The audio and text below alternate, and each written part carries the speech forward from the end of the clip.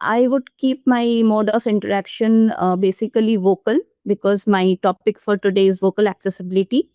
And we do have our sign language interpreters to help us. Thank you so much for that. So, people who cannot hear me, I think they are helping with that. People who cannot see me, I think nobody can see me, but people with visual impairment, I'm wearing a black sari and with a tight bun on top of my head. So that is how I am dressed up today. My topic for today is vocal accessibility, which is a missing layer currently in our AI or Gen AI systems. So, myself, Dr. Arpita Sen, I head the content strategy at TCS Accessibility Research. This team is headed by Dr. Charudhar Jadhav, who himself is a visually impaired person, not by birth, but at the age of 13, he lost his eyes. But he is the person behind who shows us the path on this accessibility journey. So let me start our today's discussion. To start with, uh, a thought made us pause for a second and think about and realize about those millions of people, for the people for whom the digital world wasn't broken. I mean, it was broken for them. It's never built for them. So we tried to fix that. So we designed for limitations. We did not design for personas. We designed for limitations, as in sense for situational or like temporary or maybe permanent limitations. So for instance, a person might be visually impaired by birth or by an accident. I might be temporarily visually impaired because of maybe an eye operation. Somebody can be situationally visually impaired because he or she is in a dark room and he cannot see anything.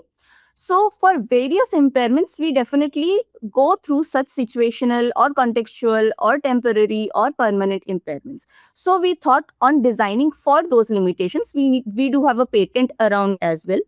We develop with empathy and we deliver for all. That's our mission. And that is where this year's GAD theme as well goes, with design, develop, and deliver. So, I wanted to start with that. Where the AI systems fail today, right? If you see on the left side of the screen I have, there are various challenges that we uh, go through in our daily lives. Visual challenges like we move out to the sunlight. There is a glare on our mobile screens, and we are not able to see the mobile screen. It's similar to a situation where a visually impaired person is not able to see his mobile screen. Suppose we are listening to something on our Alexa or Siri regarding a food recipe, and we are also cutting vegetables. So we are listening and cutting, our hands are tight. We are not able to use our hands to operate that device. It's similar to a person who is mobile challenged, right? He or she cannot move. He is on a wheelchair. Suppose we are in a situation where there is too much of noise around, or there may be an ear infection for somebody. It's very similar to a person who is having some hearing challenges. It may be because of old age or maybe because of some other issues, but the situations are same across. So when the systems are developed, they do not assume average users. I mean, they assume average users. They do not assume the context, right? So that is where we wanted our designing for limitations to work on. Like, AI breaks across moods. So voice struggles with accents, with stammering, with dialects, with noise. If there is a textual mode, it might limit the low literacy or the motor challenged ones. If there are visual interfaces, it might exclude the cognitive impairments or visual impairments. So that leaves the accessibility fragmented. So that is where the accessibility challenges come into picture, because many interfaces do not accommodate neurodivergent communications or users with motor or sensory impairments. So can voice technology evolve to seamlessly bridge these gaps, either as an input or as an output, right? Like today we are using that voice either as an input for the people who can hear me, or as an output for the sign language interpreters, right? So if that technology can seamlessly bridge that gap and create a unified inclusive interaction layer. So voice is one of the most natural and intuitive interface for human-computer interactions. So making it especially valuable for first-time users or non-literate populations or hand-busy or eye-busy contexts. However, the voice-based AI systems are also particularly sensitive for variations. So difference in dialects, accents, as I was talking, speech impairments, or pace of saying certain things, or environmental noise, it can significantly impact the system performances. But the voice technology works for each type of impairments. If it's a visual, the screen readers or the voice assistants we use, it uses the voice interfaces. If it's a hard of hearing situation, the captioning or transcription use the audio as the input. If it's a motor disability, we use our user interfaces because we cannot move our hands or legs. We use the VUIs. If it's a cognitive disability kind of scenarios, they also use the voice interfaces. So it's used across all the impairments, right? But in this agentic era, suppose we take some of the examples. A patient, suppose in the healthcare, a patient describes the symptoms via voice. There is an agent which captures the input. There would be another agent which checks the medical history. There would be third that runs on a diagnosis, and the fourth which recommends the next steps. Suppose in a customer support scenario, there is a query that enters a system. One agent will categorize it, the next will draft a response, the third will decide on what to do. Similarly, for a retail scenario, so there would be an agent that would work on the thing that the user is wanting. So if he says, find me a best deal, the one agent goes and searches the product, another goes and compares the prices, another would complete the checkout. So AI is no longer a single assistant.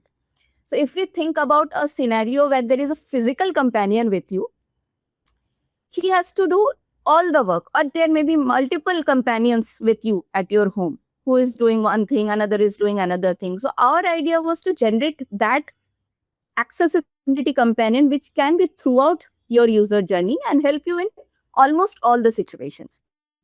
So it's a network of collaborating with agents that think, talk, and act. I'll just take you to a very short YouTube video. Maybe you would enjoy that video, and then I'll come back. What's the buttons? Oh no, they installed voice recognition technology in this lift. I heard about this. Voice recognition technology? In a lift? In Scotland?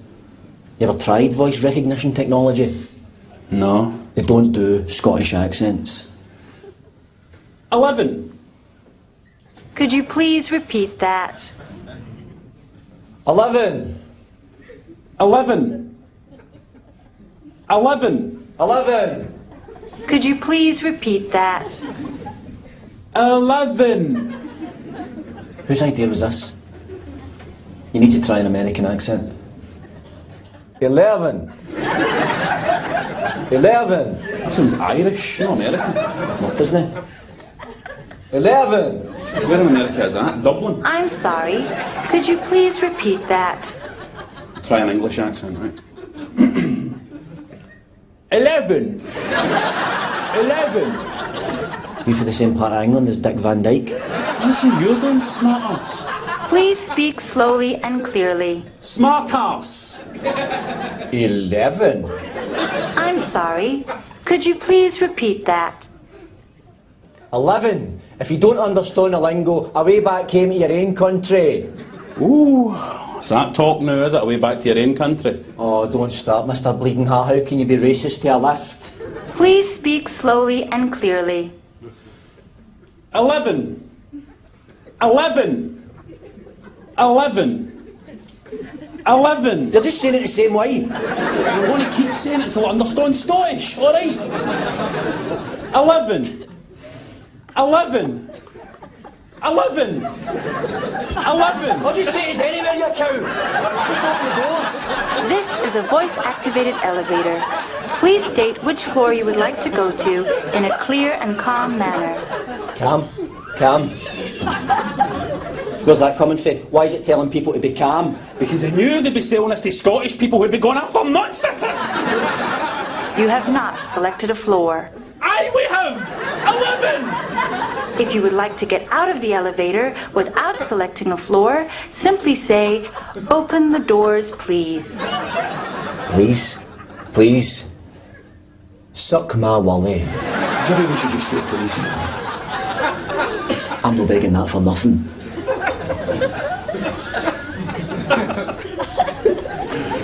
Open the doors, please. Please. Pathetic. Please remain calm. Oh, fine! What do you want up tonight? Get up there! Hey, just wait for it to speak!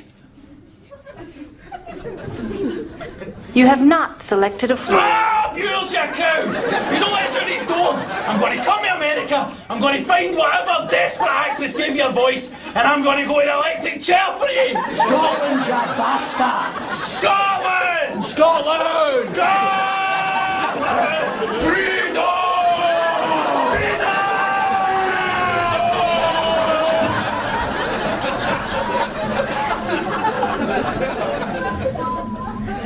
Going up.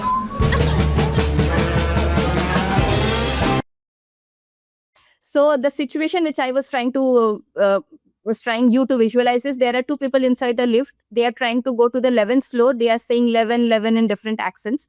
But the voice-enabled system, it's not identifying what they are saying. So we should definitely go for multi-modal integrations when you are designing voice interfaces. And what we have developed as part of TCS and with collaboration with the British Standards Institute and RCA, we have developed something called PAS 2025, PAS 901 2025, which is a guideline handbook for voice accessible systems. Please go ahead and download it. You can go to the Google search for BSI TCS Vocal Accessibility Guidelines. You will get that URL. I will share the QR code also over here. You can just scan it and get it downloaded. It talks about the accent-aware voice systems, speech recognition and stammering while designing the voice-enabled systems, and robustness across the noisy environments. So what my closing thoughts were: designed for human variability, not average users. Voice must adapt to people across language, ability, and context. Inclusion is engineered through goals, needs, and life cycle design. AI must be multimodal, and future AI should be adaptive, inclusive, and equitable for all.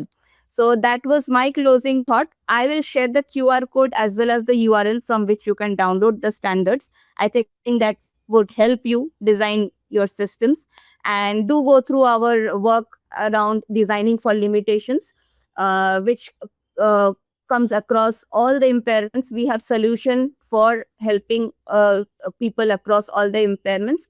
That's all for today.